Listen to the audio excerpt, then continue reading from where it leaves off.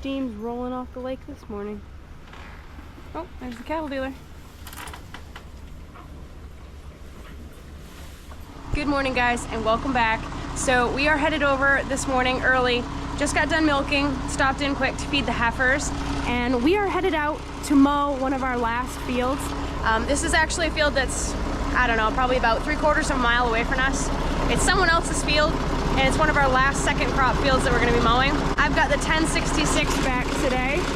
Needless to say, I am excited to get out there. This is the first time I'll be mowing with it again. So the weather is a little bit dreary. It's not supposed to rain until a couple days from now, but it certainly looks like it's going to, so we're gonna get a move on it.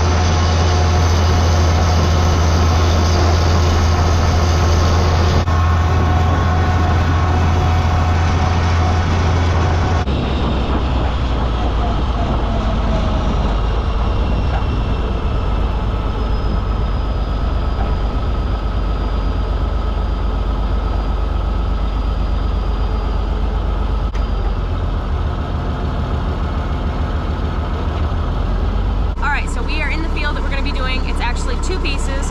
It's separated by a gravel road that goes down to the lake. We usually do this side first, but Brent is going to be switching with me halfway through, so I'm going to do one side and he's going to do the other because he's got a bunch of things for me to go back and do after. And I know he doesn't like mowing that side over there, so I'm going to do that side so that he doesn't have to do it. The grass looks pretty good. It does have a little bit of milkweed in it. Like I said, this is not one of Brent's field. It's just one that he mows for somebody just to keep it up. Most of it looks pretty good. It actually looks like it's gotten frosted, but I don't think it's gotten that cold. Anyway, we need to get going, so we've got our mowing machine opened up. So I'm gonna turn it on here just so I can go up over this bank and then start cutting immediately by those bales. So we'll start it up right here.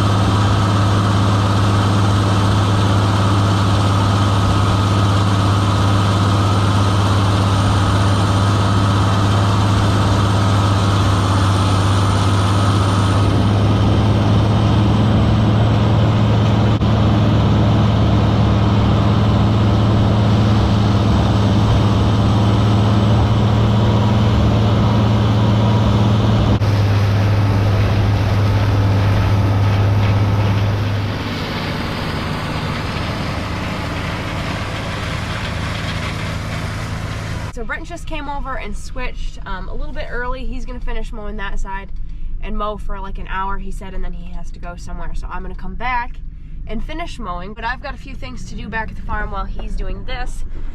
This side over here actually looks a lot better than the side that he's doing right now. So let's head back to the farm and I'll show you guys a few things there. You guys are probably wondering where my hearing protection was. I took it off. It's always on the 1066 because that's what we've been mowing with, but I took them off to put them on the Kubota when the 1066 was out of commission, and I forgot to put them back on the 1066 when I started using it this morning. So that's why I didn't have any hearing protection, is because I took them off. They're always on the tractor that we mow with because that's pretty much the only thing you need them for, and I happened to switch them because we were mowing with a different tractor, so that's why I didn't have any. I'll be sure to grab them before I go back.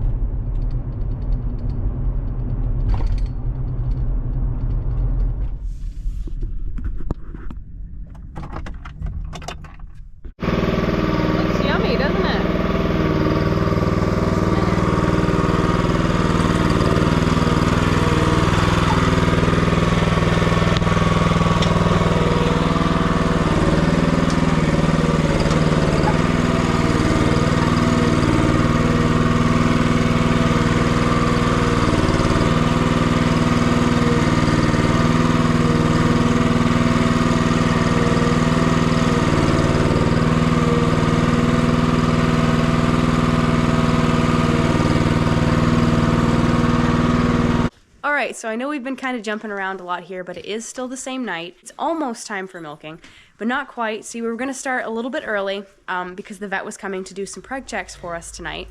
Usually he comes during the day, like in the morning, just after milking, but the only time he could make it in the next couple weeks would have been tonight at 3:15, so we were going to get the cows in early at 3, so we went around with the bale and everything, but he called and said that he couldn't make it at 3 because he had an emergency. He's either not going to make it until 4:30, but he may possibly not make it at all, but we're still holding out hope. So we've got a first crop bale down for the girls. Brent's bringing the skid steer down to plug up this hole right here, and then we'll let them in. They're very excited about the hay, so hopefully he makes it because I really wanted to show you guys some of that.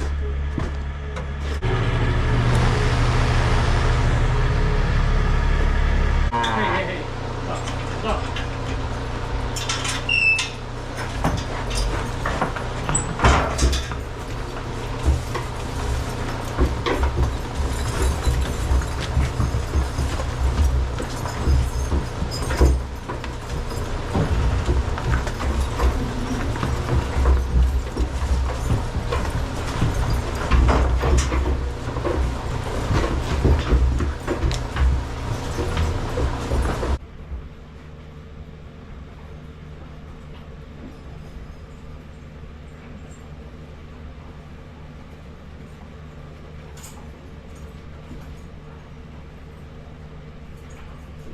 They're all so excited about the hay, nobody's gonna make it down here.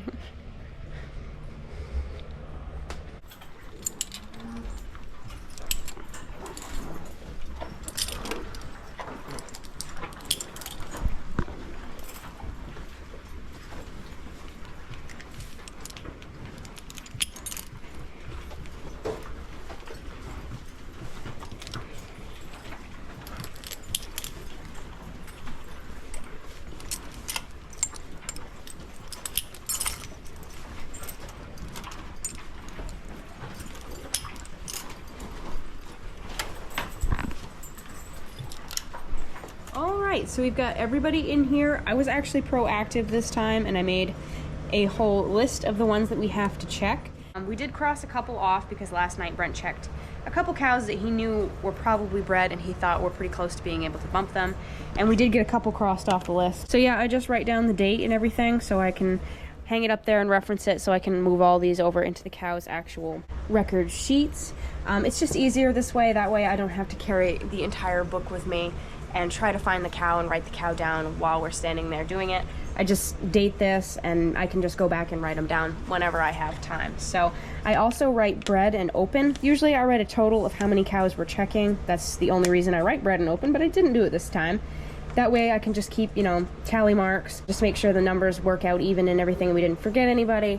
And also it's easier to look at it and say, hey, we checked 40 and 35 of them were bred. That would be an amazing preg check. I hope this one is.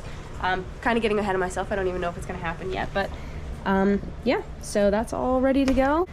And we'll just set it right there for now. Back again, it is the next morning. We're just getting ready to start milking the girls. So the vet actually did make it last night for preg checks, but it was a lot later than we had anticipated. So I didn't get to film it because we had 50 cows that we did in total. So it took us probably a little better than an hour to do that. By the time we got done, it was well past when we should start milking the cows. So we really had to jump right into everything. We really just had to hurry through everybody, and I didn't have a chance to catch any of that on video. I hope you guys forgive me for that, because I know you guys would have been interested in seeing that. And I really wanted to show you, but it just never seems to work out that way. But we did get them done, so we had a really good preg check overall. We had a lot of cows that were really spread out. We had some that were 5 to 6 months bred. We had a lot that were just ready to be dried off. Some cows that we have trouble bumping. We had one Jersey that we knew she was about 6 months at least. Turns out she was 7, a little more than 7. So the vet said we probably ought to dry her off, so that's what we're gonna be doing this morning. And we have a lot that are shortbred by the Shorthorn Bull, so that's great. We did only end up having one set of twins, and it's actually our oldest. Her name is Gail. I write them down mostly by their numbers, a lot by their names too, but Brent doesn't really remember all of their names, so I usually write down their number just so he knows if he's gonna reference it, who's who. So Gail would be number 56, and she's our oldest Jersey. She's 17. She is 40 days bred with twins, and I know she's had twins at least once before, possibly twice. I think she might have had twins twice. So I'm hoping that it doesn't bother her this time, because she is very old to be having twins. But we'll see how that goes. We'll keep a really, really close eye on her, dry her off early. Just do some things, since we know she has twins, that will help her out a little bit more, so she'll have a better chance. Our second oldest cow, unfortunately, well, our third oldest cow, no, second. Our second oldest cow, our 20-year-old Asher, she was not bred, she was open. I haven't seen her in heat, so that was kind of some bad news. It could possibly be that she's so old she's not coming into heat anymore. I really hope that's not the case. We're gonna keep a close eye on her, because after the vet checks them, they usually come right into heat after that. So we'll keep an eye on her the next couple heats, and if she doesn't get bred by this Shorthorn Bull, that's probably going to be it for her. If she can't get bred by this bull, then she probably can't get bred at all. But we'll have the vet come check her again. Our oldest cow, she's either 24 or 25. She's a Holstein, one of the original Holsteins here. She was possibly short-bred. There is hope for our other cow, because she's a lot younger than her. Anyway, we've got to get right into milking. Out of the 50 that we checked, 39 were bred and 11 were open. So those are really great numbers, and like I said, a lot are Hereford crosses, possibly Dutch Belteds, but probably Herefords that are farther along, because Neil was a little bit small then. But then there's a lot that are shortbred that could be either way. They could be Neils, or they could be the Shorthorns. So pretty exciting, but let's get those machines on the girls, get them milked, and get them out of here.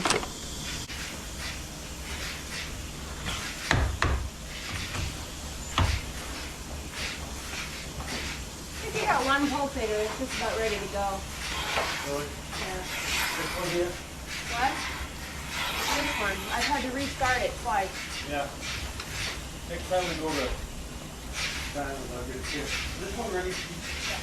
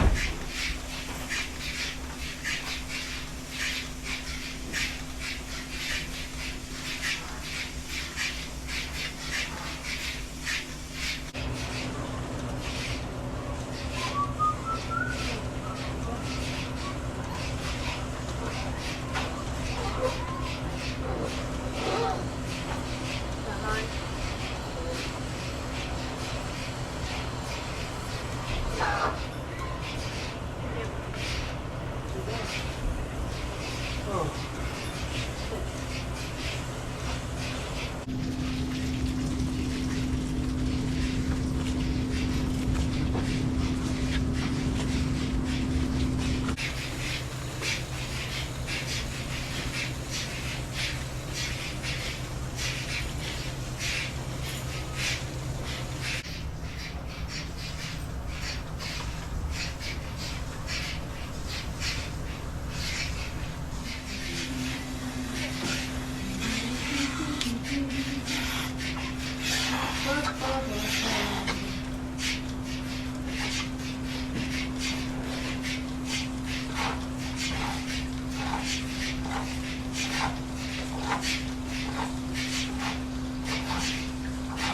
Look guys, it's our #1 milker right there.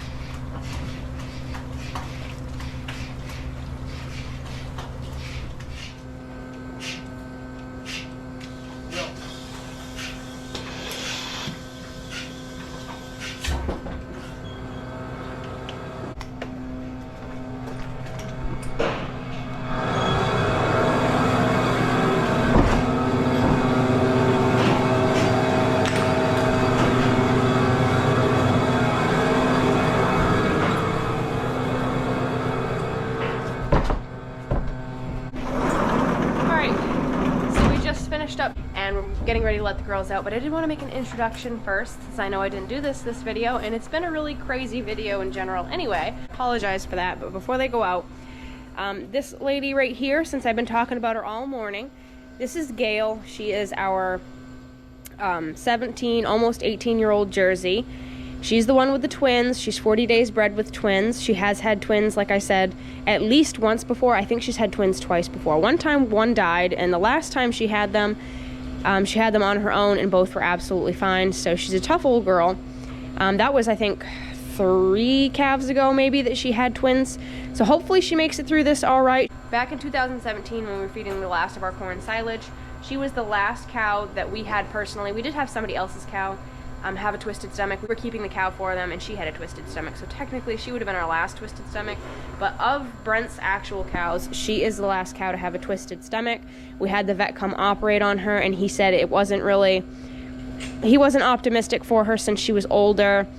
He didn't think she was going to do well, and I mean, 7 years later, here she is. She didn't retwist, and she's had no trouble since then. So she's just defying the odds, and she is a purebred Jersey. I don't think I added that, but yeah, that's Gail. Let's get these girls out of here. All right, so we are out here in the field that we mowed yesterday. We just finished raking up our, well, we're almost finished raking our 3rd row. It'll probably take us about an hour and a half to finish all of this. Real quick before we started, we did grease both of the rakes just to make sure those were all good to go. Now the next time we do that will be next spring. It's crazy to think how fast everything went by. Not that it was terribly fast. The summer definitely seemed long enough. We had a lot of really hot days, and I am happy for fall, but the leaves changing and everything. It's that time of year you wear a sweatshirt. It's only like 55 degrees today, so I'll be happy to get out and do some different things like spreading manure. I'm excited about that, and getting the barn winterized and everything. So I hope you guys did enjoy this video. Again, I apologize for not getting to show you guys any of the preg checks. I was really excited to show you guys that, and bummed out that it didn't end up working out, but I hope you guys did enjoy seeing some of milking, and if you did, please don't forget to like and comment down below, and subscribe, of course, if you haven't already done that, because we would just love to have you guys join us. We love sharing our farming days with you, so keep it real, keep farming, and I'll see you guys in the next video. Bye, guys.